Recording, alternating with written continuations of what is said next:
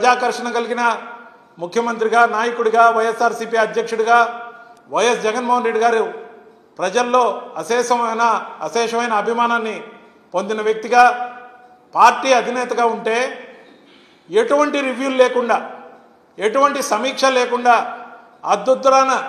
అర్ధరాత్రి మీకు ఆలోచన వచ్చింది. తెల్లారు ఎవరికి అవమానకరంగా సెక్యూరిటీని తీసివేయటం ఎంతవరకు సమంజసం? అసలు మీరు ఏం కోరుకుంటున్నారు? ఆయనకు చెడు జరగాలని కోరుకుంటున్నారా?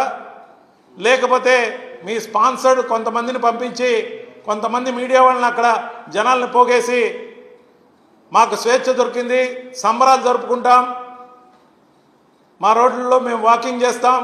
ప్రభుత్వ రోడ్డు ఎవరికైనా సొంతమే, కానీ రక్షణ పరంగా ఎప్పుడైనా విఐపీలు ఉండే రోడ్లలో చెక్ పోస్టో ఐడి కార్డు చూపిమనడమో లేకపోతే ఏదన్నా పెడితే అదే